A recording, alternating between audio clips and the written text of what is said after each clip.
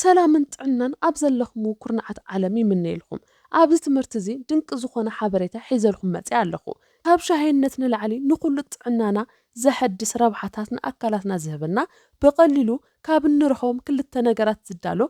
ዓይነት ሻሂ ክንርኢ ኢና ነዚ ዓይነት ሻሂ እንጥቀመሉ ግዜ ማለት ንጉሆ ወይ ድሕሪ ቀትሪ እንተዘይኮይኑ ድማ ምሸት ከምቲ ንሕና ንደልዮ ረብሓ ወይ ባህሪ ኣገልግለቱ ክፈላለ ይኽእል እዩ ኣደላልውን ብኸመይ ክንጥቀመሉ ከም ዘለና ነፍሲ ወከፍ ኣብ ሳይንስ ተመርኩስና ክንሪኦም ኢና እዞም እነልዕሎም ሓሳባት ብሓፈሻ ኣብ ሳይንስ ተመርኮሱ ብብዙሓት መጽናዕታት ዝተደገፉ እዮም ሻሂን ተመሳሳሊ ውዑይ ነገራት ናይ ምጥቃም ልማድ ንዘለኩም ሰባት ነዚ ሻሂ እዚ ወሲክኩም እንተተጠቂምኩም ኣብዚ ቪድዮ ዝጠቕሱ ረብሓታት ንኣካልኩም ክትህቡ ኢኹም እዞም ረብሓታት እዚኦም ኣብ መዓልታዊ ንጥፈታትና ጥዑይ ዝኾነ ብርትዕን ሓይልን ካብ መሃብ ተወሳኺ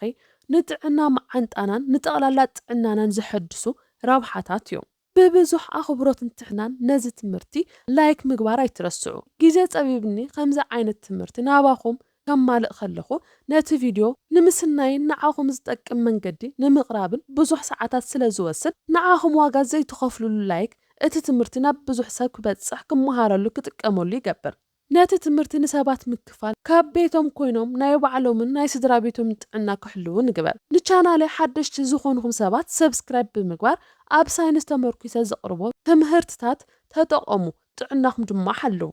ነዚ ሻሂ እዚ ንምድላው ክልተ ነገራት የድልዩና ቀዳማይ ዝንጅብል የድልየና እቲ ዝንጅብል ንቁፅ ድኹም ዝበለ ዝተወቐጠ እንተኾነ ይምረፅ ንቁፅን ዝተወቐጠ ዝንጅብል ካብቲ ጥረ ወይ ርሑስ ዝንጅብል ብዝበለፀ ደረጃ ጂንጀሮል ዝበሃል ንኣካላና ጠቃሚ ዝኾነ ባዮ ኣክቲቭ ኬሚካል ኣብ ውሽጡ ሒዙ ይርከብ ካልኣይ ድማ ቁርንፉድ የድልየና ብክንደይ ዓቐን ነዚኦም ተጠቒምና ነዚ ሻሂ ከም እንዳልዎ ክንርኢ ኢና ሕጂ ዝጠቕሶም ረብሓታት ንምርካብ ነዚ ኣብ ናይ ሎሚ ትምህርትና እንደልዎ ሻሂ ንጉሆ ቁርሲ ቅድሚ ምብላዕና 30 ደቂቕ ወይ 1 ሰዓት ቅድሚኡ ምጥቃም ዝበለፀን ዝረአ ለውጢ ንምርካብን ይሕግዘኩም እዩ ቀዳማይ ኣካልና ብጸላም ከብዲ ኣቢሎ ኣብ ውሽጢ ዘሎ ቶክሲናት ወይ ድማ መርዛማ ነገራት ዝተፈላለዩ ርስሓትን ከውፅኡ ንኽሕግዝ ደምና ድማ ብኹላሊት ኣቢሉ ተጻርዩ ካብ ኣካላትና ርስሓት ኬሚካላትን ተመሳሰልቲ ቶክሲናትን ንኽወፅእ ነዚ ሻሂ ንጉሆ ቅድሚ ቁርሲ ምጥቃም ጽቡቕ እዩ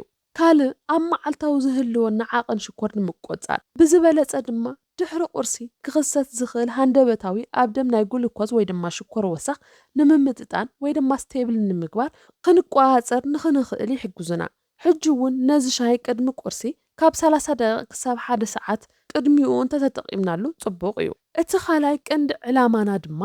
ኣብ ምግቢ ዝኽሰት ምሕባጥ ከብዲ ብሎቲንግ ምግቢ ዘይምሕቓቕ ምግሳዕ ምባል ተመሳሰልቲ ስምዒታት ንምቁጻር ወይ ንምውጋድ እንተኾይኑ ድሕሪ ምግቢ ቁርሲ ክኸውን ይኽእል ምሳሕ ክኸውን ይኽእል ድሕሪ 30 ወይ 40 ደቂቕ ነዚ ሻሂ ምስታይ ጽቡቕን ዝሓሸ ለውጢ ንምርካብን ይሕግዘኩም እዩ ካብዞም ክልተ ረብሓታት ወፃኢ ካልእ ዝጠቕሶም ረብሓታት ንምርካብ እንተኾይኑ ዕላማና ካብዞም ዝጠቐስኽዎም ግዜያት ወፃኢ ኣብ ዝኾነ ግዜ ነዚ ሻሂ ምጥቃም ይከኣል እዩ ንጉሆ ቅድሚ ቁርሲ ወይ ድሕሪ ቁርሲ ወይ ድማ ድሕሪ ቀትሪ ክንጥቀመሉ ንኽእል ኢና እዚ ሻሂ እዚ ዝህበና ሓደ ካብቶም ዘደንቑ ረብሓታት ኣብ መዓልታዊ ንጥፈትን ቅልጣፈን ዝኾነ ናይ ሜታቦሊዝም ስርዓት ኣብ ኣካላትና ንኽህሉ ብምግባር ኣካልና ዝተመገብናዮ ምግቢ ብግቡእ ክሓቅቕ ዳጀስቲ ክገብር ንኽእል ዘድልዩና ንጥረ ነገራት ንኸትርፍን ይሕግዝ ብዝበለፀ ድማ ኣካልና ብግቡእ ምግቢ ክሕቅቕ ብዘይምኽኣሉ ተተሓሒዞም ክኽሰቱ ዝኽእሉ ምሕባጥ ከብዲ ድኻም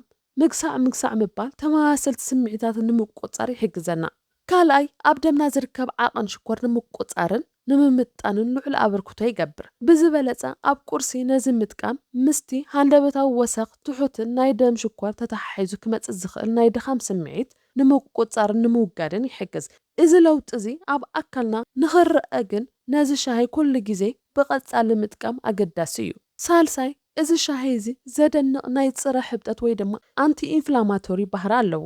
ነዚ ባህሪ እዚ ዝህቦ ድማ ኣብ ውሽጡ ጂንጀሮልን ይጅኖልን ዝበሃሉ ብብዙሓት መጽናዕታት ዝተመስከረሎም ካብ 100 ንላዕሊ መጽናዕታት ዝድግፍዎም ጽረ ሕብጠት ባህሪ ዘለዎም ኬሚካላት ብምሓዙ እዩ ካብቲ ኣብ ዕርዲ ዘሎ ኩርኩሚን ዝበሃል ኬሚካል ወፃኢ መዋዳድርቲ ዘይብሎም እዮም እዞም ኬሚካላት እዚኦም ንኣካልና ካብ ዝህብዎም ረብሓታት እቲ ቀዳማይ ኣብ ከባቢ ጭዋዳታት ዘሎ ሕብጠት ቅርጥማትን ተመሳሰልቲ ስምዒታትን ናይ ምህዳእን ናይ ምርጋእን ጥቕሚ ይህብ። ካልኣይ ዝተቆጥዑ ነርቭታት ናይ ምህዳእን ንጠቕላላ ስርዓተ ነርቭ ብፍላይ ድማ ማእኸላይ ስርዓተ ነርቭ ናይ ምርጋእ ክሌም ናይ ምግባርን ባህሪ ንኣካልና ይልግሱ። ብተደጋጋሚ ከም ዝረኣናዮ ኣብ ኣካልና ንዝኽሰቱ ብዙሓት ሕማማት እቲ ሱር ምኽንያቱ ኣብ ኣካላትና ብዝተፈላለዩ ኣጋጣሚታት ዝኽሰት ኢንፍላሜሽን ወይ ድማ ሕብጠት እዩ ኢልና ኣለና። ኣካልና ነዚ ሕብጠት እዚ ብግቡእ ክቆፃፀሮ እንተዘይኽእሉ እዞም ሕብጠታት እዚኦም ኣብ ደረጃ ሴል ናብ ክሮኒክ ዝበሃል ደረጃ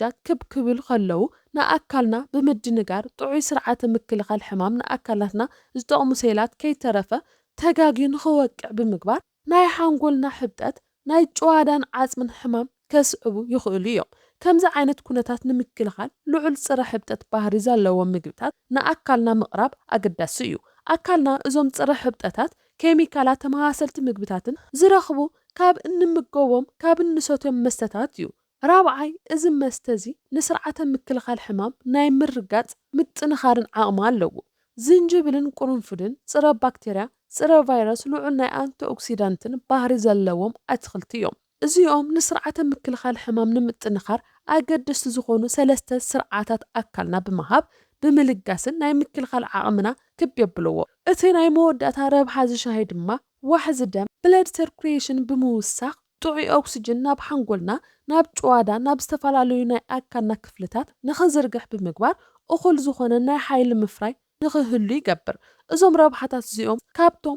ብዙሓት መጽናዕትታት ዝድግፍዎም ረብሓታት ዝሻሂ ውሑዳት ጥራይ እዮም። ነዚ ሻሂ እዚ በዚ ዝስዕብ ቀሊል መንገዲ ኣዳልዩና ክንጥቀመሉ ንኽእል ኢና። ቀዳማይ ከምቲ ዝጠቐስኽዎ ንቑፅን ድኹምን ዝበለ ዝተጠሓነ ዝንጅብል የድልየና። ካብቲ ዝተጠሓነ ዝንጅብል ፍርቂ ማንካ ሻሂ ንውሰድ። ካብኡ ብተወሳኺ 4 ፍረ ቁርንፍድ የድልየና። 1 ብርጭቆ ሻሂ ምስ ፍርቂ ማይ የድልየና። ኣብዚ ማይ እዚ ነቲ ዘዳለናዮ ቁርንፍድን ዝንጅብልን ወሲኽና ነፍልሖ። ነዚ ካብ 10 ክሳብ 15 ደቂቕ ነፍልሖ። ልክዕ ሕብሪ እቲ ማይን ሽቱኡን ክልወጥ ከሎ ነውርዶ እሞ ንዝተወሰነ ደቂቕ ንኽዝሕል ንገብሮ። ድሕሪኡ ኣጽሊልና ነዚ ሻሂ ንጥቀመሉ። ዝኾነ ዓይነት ሰብ ዝሰርሖ መመቀሪ ሽኮር ከይትጥቀሙ ምኽረኩም። ሽኮር ብባህሪኡ ናብ ኣካልና ክኣቱ ከሎ ባዕሉ ሕብጠት ወይ ድማ ኢንፍላሜሽን ናይ ምንቅስቓስን ዓቕምን ባህርን ኣለዎ። ነዚ ሻሂ እዚ በቲ ዝጠቐስኽዎ መንገዲ ቅድሚ ቁርሲ ወይ ድሕሪ ቁርሲ እንተዘይኮይኑ ድማ ኣብ ምሳሕ ክትጥቀሙሉ ትኽእሉ ኢኹም። ብሓፈሻ ክርአ ከሎ